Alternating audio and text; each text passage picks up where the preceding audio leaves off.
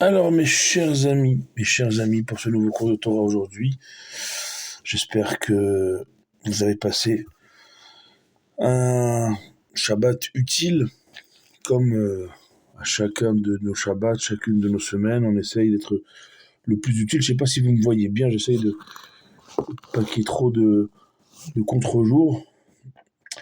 Voilà, pour vous dire que je vous ai pas fait cours jeudi soir dernier, j'en suis conscient, j'en suis désolé. Le Fabregen, enfin, en fait, tout s'est enchaîné. Je suis rentré tard et je veux plus vous faire cours à des heures pas possibles de la nuit où ça réveille tout le monde. Et après vendredi, la journée est très courte ici en Israël. Les Shabbats d'hiver rentrent très très tôt. Ce n'est pas une excuse, bien sûr. Donc ce soir, je vous fais un cours, un peu un récap des derniers jours, haut, haut, haut en intensité. Notamment jeudi soir, on a fait les prières à la synagogue pour les 7 jours du père de mon ami Michael Pinto. Je remercie toute la famille parce qu'on a passé une semaine avec eux. Incroyable. Incroyable de choses où, en fait, comme j'ai dit à mon frère Michael Pinto aujourd'hui, parce que ce matin, on est allé au cimetière pour sortir au cimetière des 7 jours. Et ce matin, je lui ai dit, tu sais, mon frère, euh, j'ai l'impression d'avoir plus appris à te connaître pendant ces 7 jours de ton papa que durant tout le temps où on se connaît en fait. C'est une famille extraordinaire. Blia Inara Ben Porat Yosef, que Dieu les protège, que Dieu leur envoie la consolation, la force, surtout à,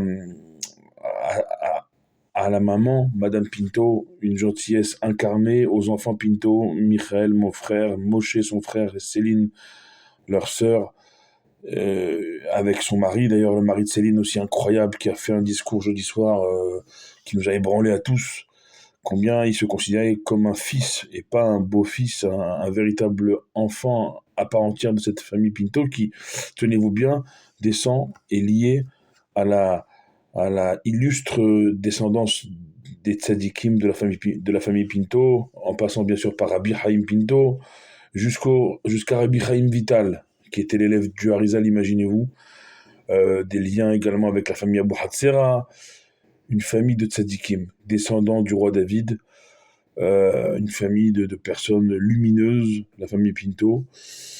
Et donc, jeudi soir, c'était les 7 jours à la synagogue à Yerushalayim, dans le quartier de Gilo, où j'habite et où la famille Pinto habite également. Ensuite, je suis donc allé après rejoindre le Fabregen, où j'ai eu la surprise de voir mon oncle venu de France avec mon cousin qui lui part en France se faire opérer, donc il part demain. Donc je compte sur vous pour prier pour Raphaël Ben Shalom, que vos prières puissent faire que son opération à mon cousin se passe bien. C'est au niveau de son œil, donc c'est très délicat, je compte sur vous. Et après ce Fabregen jeudi soir, bon bien sûr on est rentré assez tard.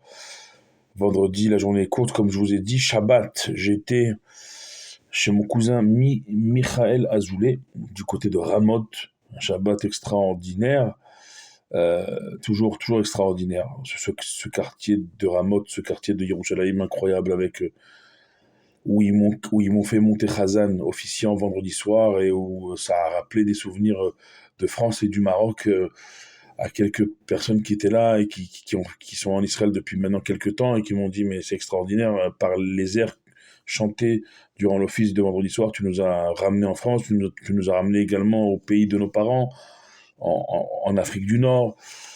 Alors, beaucoup d'émotions, un samedi tout aussi riche en spiritualité, Baruch Hashem, de Shabbat. Et samedi soir, on a fait Melavé Malka chez mon cousin Michael Azoulay. Dimanche matin, donc ce matin, programme chargé.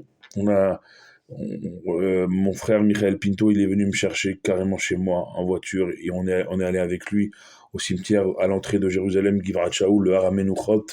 Et tenez-vous bien, on a bien sûr commencé d'abord par les 7 jours de Eliaou Ben Shlomo, c'est son nom, le nom du père de mon frère Michael Pinto, Eliaou Ben Shlomo, Eliaou Ben Hanina. On a d'abord commencé bien sûr par aller sur sa tombe pour faire sortir sa famille de ces 7 jours, de la première étape du deuil. Après, On est maintenant dans le mois. Dans 3 semaines déjà, mon frère Michael Pinto reviendra, si Dieu veut, ici en Eretz Israël, à Yerushalayim, pour le mois de son papa déjà. Il repart en France demain. On lui souhaite un bon voyage. Et je sais qu'en France, mes frères du Chiour du jeudi soir en France sauront l'entourer comme il se doit. Donc ce matin, avec le Rav Yossi Amoyel, le fils du Rav Amoyel qui a fondé les institutions Zaratora en France, eh bien on est sorti du deuil. Enfin, vous voyez, je me joins à la famille Pinto tellement c'est une famille extraordinaire, on a tous envie d'en faire partie. Le Rav, il a fait sortir la famille Pinto des 7 jours ce matin donc au cimetière. Ensuite, on était au cimetière, eh bien, je leur ai parlé pendant la semaine de mon ancêtre, le Chida, qui lui-même est enterré aussi dans ce cimetière. Alors, normalement, il ne faut pas aller voir 2 personnes dans un cimetière, surtout si c'est les 7 jours, le mois et les 11 mois, mais quand il s'agit d'un tzaddik, un juste, un tzaddik, on peut aller sur la tombe d'un tzaddik sans faire offense aux défunts qu'on est venu en priorité prier. Et donc j'ai emmené mon frère Michael Pinto sur la tombe du Chida. Rabbi Chaim Yosef David Azoulay, mon ancêtre, et il y avait également collé au Chida la tombe du Rav Mordechai Eliyahu, collé à celle du Chida. Donc on a fait ces 2 tzadikim, on a été sur la tombe du Rav Moshe Bentov à côté, le tzadik des Mezuzot, et puis tenez-vous bien, on a fini, vous savez où? Au Kever Rachel Imenu, on a fini sur la tombe de Rachel Imenu, pas loin de Gilo, à Bethléem, comme c'est marqué dans la Torah, sur le chemin de Bethléem, sur le chemin de Yerushalayim, où elle attend ses enfants captifs revenir à Sion, Veshavu Banim Ligvulam, elle attend que tous ses enfants rentrent de leur captivité, on espère pour tous nos otages, bien sûr, Amen, Kenny Ratson, très prochainement, en vie, en bonne santé, on l'espère pour le plus grand nombre et pour tous, et pour nos soldats également, la protection. On a prié pour tout le peuple juif, autant sur le Chida, sur Rav Mordechai Eliyahu, que sur Rachel Imenu. On a terminé cette matinée après le Chida, après Rav Mordechai Eliyahu, et bien sûr, juste avant et en premier, bien sûr, Eliyahu Ben Shlomo, qui est un tzaddik, le père de mon frère Michael Pinto. On a commencé par lui, bien sûr, pour ces 7 jours, et c'est déjà un tzaddik. En fait, on a eu le tzaddik, le père de mon frère Michael Pinto, Eliyahu Ben Shlomo.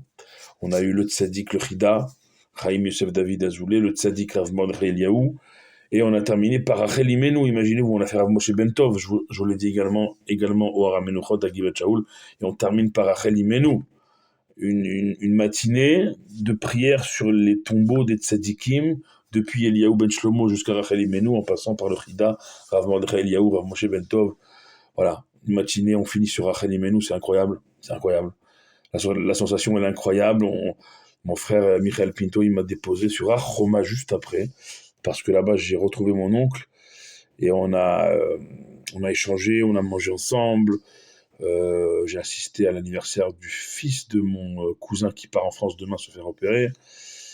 Voilà, je suis rentré ce soir, je me suis coupé les cheveux, comme vous avez pu le voir, également sur Ar-Choma il y a quelques heures, également taillé la barbe.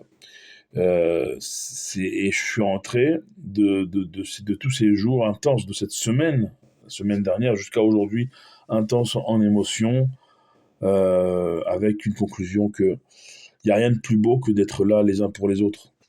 Tout le reste n'est que commentaire. Pour moi, c'est pas moi qui le dis. Moi, je suis un rigolo. Mais c'est Hillel Azaken, Hillel l'ancien, Hillel le sage. Quand un juif est venu lui demander à Hillel de lui apprendre toute la Torah sur un seul pied, Hillel, qu'est-ce qu'il répond? Il dit, ne fais pas aux autres ce que tu n'aimerais pas qu'on te fasse à toi. Ça, c'est toute la Torah. Le reste n'est que commentaire. C'est-à-dire qu'il faut être là l'un pour l'autre et pas faire à l'autre ce qu'on n'aimerait pas qu'on nous fasse à soi. Être là pour l'autre, c'est ça, le Ika. Ahavat Israël, c'est le grand principe érigé par Rabbi Akiva, par tous les maîtres de la Torah. C'est ça. Quand vous êtes là pour l'autre, vous vous sentez utile. Vous savez, c'est ce mot utile que j'emploie depuis l'année dernière. Eh bien, il n'y a rien de plus utile que d'être là pour l'autre. Il n'y a rien de plus utile que ça. Et ça vous donne une force. Vous voyez les personnes en souffrance que vous venez vous consoler, et c'est eux qui vous donnent de la force. C'est quand même Voilà, c'est eux qui nous donnent de la force, c'est notre tzadikim, comme Eliyahu ben Shlomo, et tous les tzadikim qu'on a vus après lui, qui nous donnent de la force, jusqu'à, bien sûr, Rachel Imenu, on termine en beauté.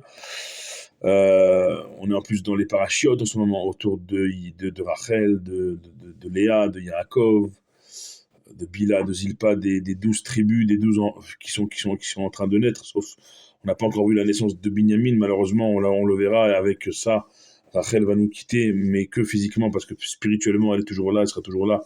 Elle attend ses enfants captifs, et on la reverra à la Géoula, la délivrance avec Mashiach, la résurrection des morts.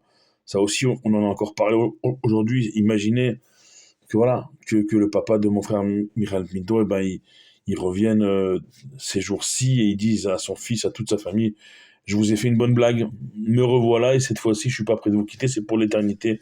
On l'espère tous revoir tous nos chers disparus devant nous, debout, vivants, pour ne plus jamais les quitter. On l'espère et c'est très proche d'arriver. C'est très très proche d'arriver. Voilà, c'est toutes ces émotions que j'ai voulu vous partager ce soir en guise de récap et d'ouverture sur cette nouvelle semaine paracha de Vaishlach. On parlera cette semaine de Vaishlach Yaakov Malachim, que Yaakov il a envoyé des véritables messagers, des véritables anges dans le temps pour voir ce que les descendants de son frère Esav feront à ses descendants. Et il a eu très peur, Yaakov, il a carrément...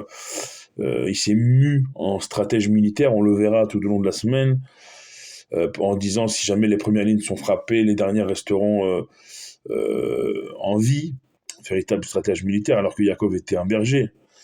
Donc on verra ça, c'est très intéressant à étudier de près. D'ici demain, soyez tous et toutes bénis, priez pour nous comme on prie pour vous, ensemble on est toujours plus fort. Baruch Adonai Leolam, Amen ve Amen.